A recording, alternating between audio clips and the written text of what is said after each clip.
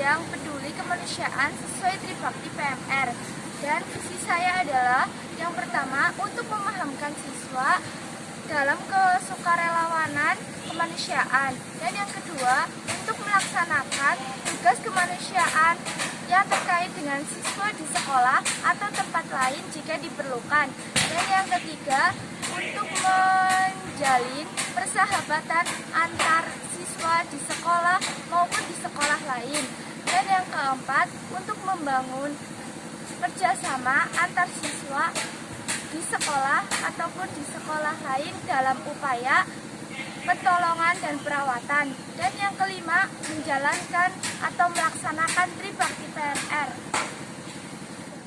Pada kesempatan kali ini saya akan menjelaskan sedikit materi tentang donor darah.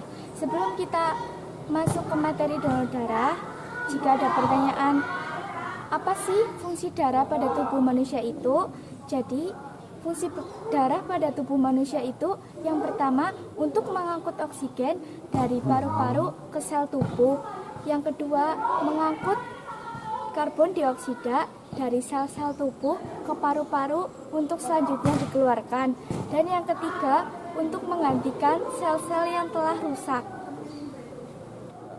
Nah, jadi donor darah itu ada 3 macam. Yang pertama yaitu donor darah bayaran, dan yang kedua donor darah pengganti, dan yang ketiga donor darah sukarela. Pada materi kali ini saya ingin menjelaskan apa sih yang dimaksud donor darah sukarela itu.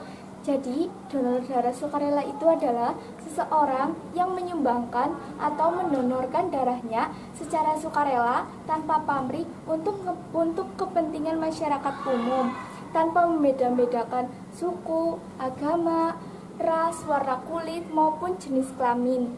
Dan terkadang pendonornya pun tidak tahu untuk siapa darah mereka digunakan. Nah, buat teman-teman semuanya yang ingin mendonorkan darah, ada beberapa syarat-syarat yang perlu dipenuhi nih ketika mendonorkan darah. Yang pertama, perempuan ataupun laki-laki sehat jasmani rohani menurut pemeriksaan dokter. Yang kedua, berusia minimal 17 tahun dan maksimal 60 tahun. Dan yang ketiga, berat badan minimal 45 kg.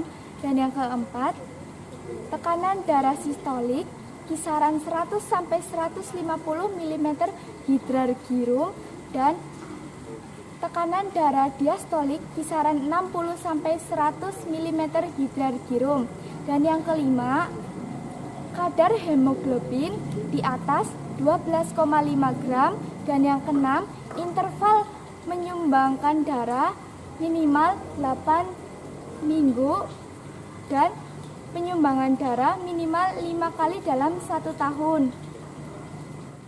Jadi selain syarat-syarat donor darah tadi, ada juga beberapa hal yang dilarang saat mendonorkan darah.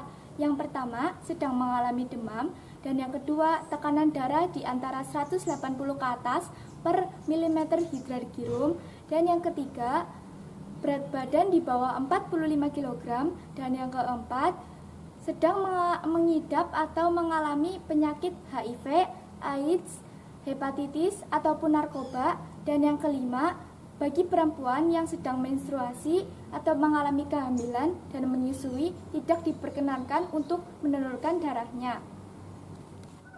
Jadi tujuan donor darah yang pertama adalah untuk memelihara keadaan biologi darah atau komponen-komponennya agar tetap bermanfaat. Dan yang kedua, untuk mengganti kekurangan komponen seluler. Dan yang ketiga, untuk meningkatkan oksigenasi jaringan. Dan yang keempat, untuk memperbaiki fungsi hormon asli. Selain tujuan donor darah, ada pula manfaat donor darah. Yang pertama, untuk meningkatkan produksi sel darah merah.